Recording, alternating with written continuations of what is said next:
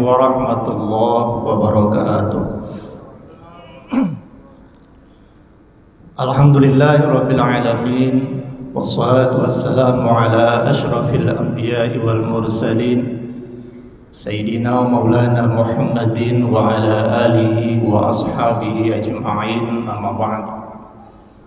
Pengurus Masjid Raya An-Nur Provinsi Riau yang kami hormati, jamaah sholat zuhur Masjid Raya An-Nur Provinsi Riau yang kami muliakan. Alhamdulillah, puji dan syukur kita panjatkan kehadirat Allah Subhanahu wa taala. Pada siang yang berbahagia ini, Allah Subhanahu wa taala memudahkan langkah kita menuju ke rumah Allah Subhanahu wa taala dalam rangka menjalankan ketaatan sebagai seorang hambanya, yakni beribadah kepada Allah Subhanahu wa taala. Mudah-mudahan dengan hadirnya kita siang ini di rumah Allah, mudahnya langkah kita menuju ke rumah Allah menjadi wasilah. Allah mudahkan pula langkah kita menuju surganya Allah Subhanahu wa taala. Amin ya rabbal alamin. Salawat dan salam tak lupa kita sampaikan kepada Nabi kita Muhammad sallallahu alaihi wasallam. Allahumma salli ala Sayyidina Muhammad wa ala ali Sayyidina Muhammad. Bapak Ibu jamaah sekalian rahimakumullah, dalam Al-Quran Allah Subhanahu wa ta'ala berfirman, A'udzu billahi minasyaitonir rajim, Bismillahirrahmanirrahim, Innamal mu'minuna ikhwatun fa aslihu baina akhawaykum wattaqullaha la'allakum turhamun. Dalam ayat ini Allah Subhanahu wa ta'ala ingin menegaskan kepada kita semua bahwasanya innamal mu'minuna ikhwah, bahwa sesungguhnya orang yang beriman itu adalah bersaudara. Tema kita pada siang ini bagaimana kemudian kita memperkuat ukhuwah di antara kita semua. Kita mengenal ada 3 ukhuwah. Yang pertama, ukhuwah Islamiyah, yakni persaudaraan antara kita yang diikat dengan satu tauhid, satu keyakinan la ilaha illallah Muhammadur Rasulullah, yaitu disebut dengan ukhuwah Islamiyah. Saudara kita dengan yang lainnya berdasarkan agama Islam. Jadi siapapun dia, dari manapun jenisnya, apapun asal bangsanya, ketika mereka mengucapkan kalimat la ilaha illallah Muhammadur Rasulullah, dia adalah saudara kita, terlepas dari suku apapun. Karena ketika kita sudah mengikrarkan bahwa mereka adalah saudara kita sesama Islam, Islam kemudian membuat garis bahwa yang mulia di antara kita dalam orang Islam bukan karena kepintarannya, bukan karena kekayaannya, bukan karena jabatannya. Yang mulia dalam Islam adalah inna akramakum indallahi atqakum, bahwa kemuliaan di antara kita sesama saudara yang muslim adalah tergantung dari mana tingkat ketakwaan di antara kita. Oleh karenanya Bilal bin Rabah, walaupun dia seorang budak dia secara fisik dia tidak ganteng, secara status dia seorang budak, tetapi karena dia kuat ketauhidannya la ilaha illallah Muhammadur Rasulullah, boleh jadi Bilal lebih mulia dari kita semua. Bahkan sandal Bilal pun lebih awal masuk ke dalam surga sebelum pemiliknya masuk dalam surga. Saya ingin mengatakan bahwa ketika kita sudah mengikrarkan diri la ilaha illallah Muhammadur Rasulullah, maka ikatan persaudaraan di antara kita sebagai seorang muslim harus diperkuat, dan kita tidak boleh merasa lebih unggul dari lainnya sebagai seorang muslim kecuali karena kita memiliki ketakwaan yang tinggi di hadapan Allah Subhanahu wa taala. Yang kedua, kita diikat dengan persaudaraan yang namanya ukhuwah wataniyah, yaitu kita merasa bersaudara karena kita sama-sama dari asal negara yang sama, kelahiran tanah yang sama, yaitu sesama warga negara Indonesia. Walaupun dia dari Papua, walaupun dia dari Maluku dan lain sebagainya, tetapi dia juga adalah saudara sesama orang bangsa Indonesia. Ini yang juga harus kita jaga sebagai seorang manusia yang tinggal di negara kesatuan Republik Indonesia. Kita tidak boleh menghinakan, menyepelekan suku, ras, agama apapun yang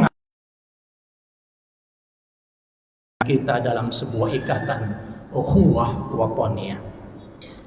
Dan yang ketiga, kita mengenal ada istilah ukhuwah basyariyah.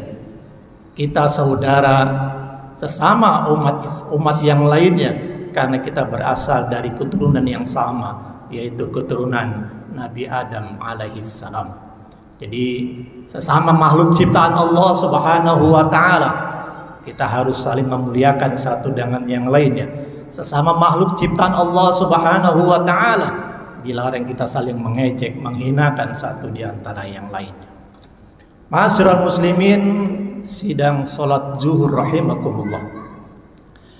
Persaudaraan kadang-kadang banyak sekali ujiannya yang kita hadapi dalam tengah kehidupan kita.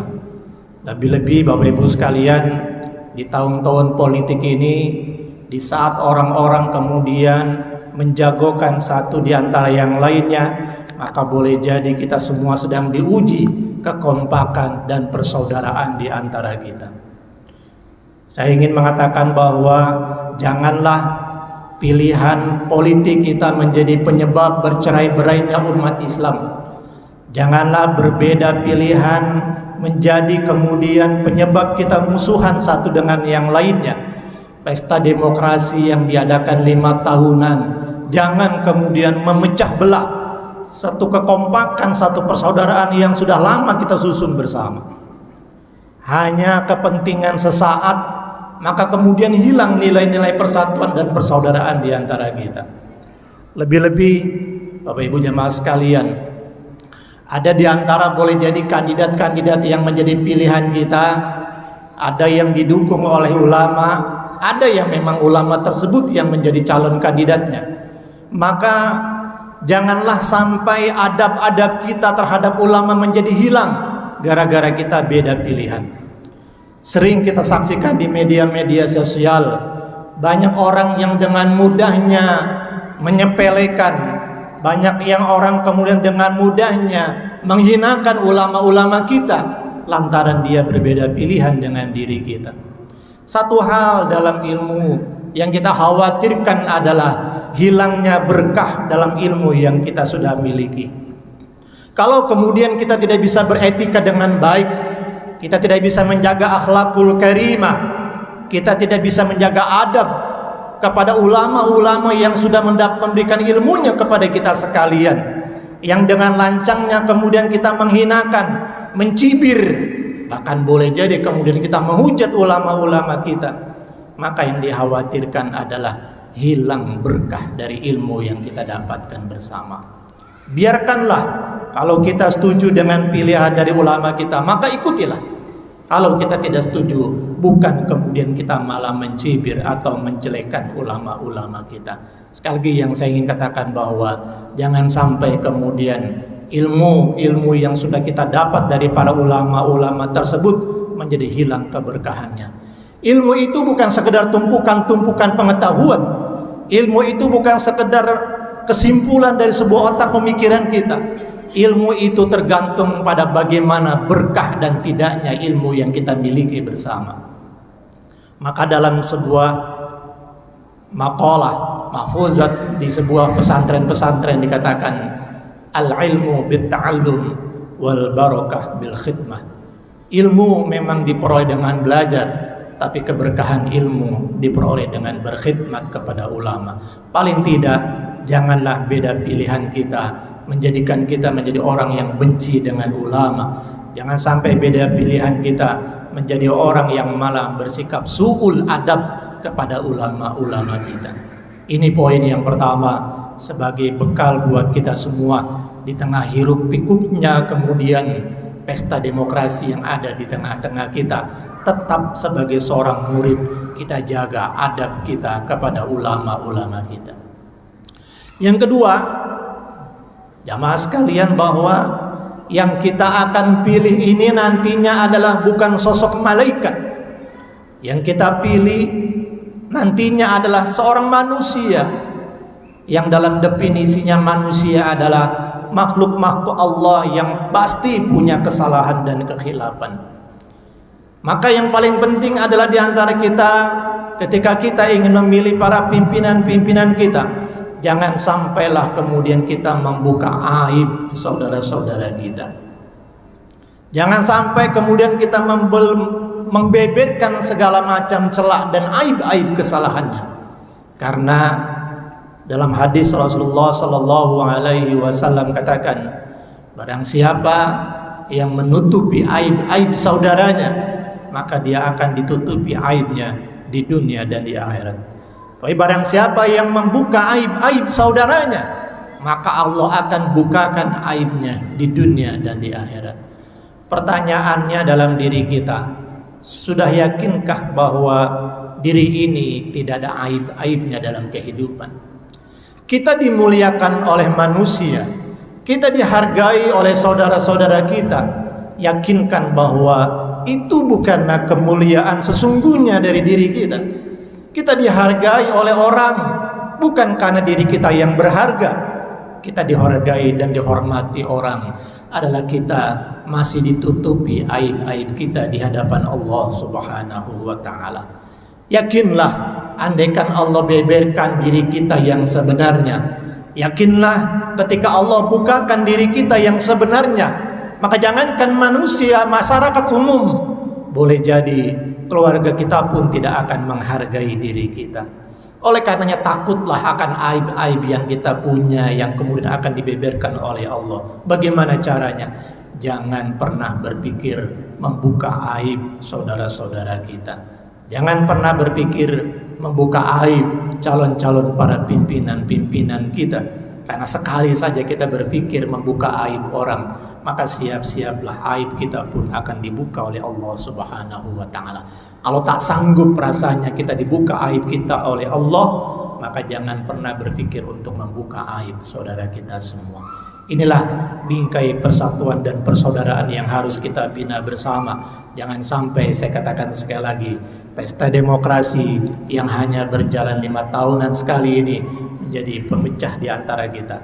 Yang sudah biasa berkumpul dalam majlis ilmu, tetaplah berkumpul dalam majlis ilmu. Yang sudah biasa berkuyup dalam satu aturan-aturan demokrasi, dalam satu aturan organisasi, maka tetap jalankan aturan-aturan organisasi kita, sehingga akan indah rasanya ketika nanti siapapun yang terpilih, mudah-mudahan dialah pemimpin yang bisa membawa perubahan bagi bangsa kita, bagi lingkungan kita, yang akan membawa negeri kita, bangsa kita, tempat tinggal kita menjadi tempat yang diberkahi oleh Allah Subhanahu wa ta'ala.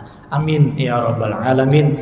Demikian, kurang dan lebihnya mohon dimaafkan. Billahi taufiq wal hidayah. Assalamualaikum warahmatullahi wabarakatuh.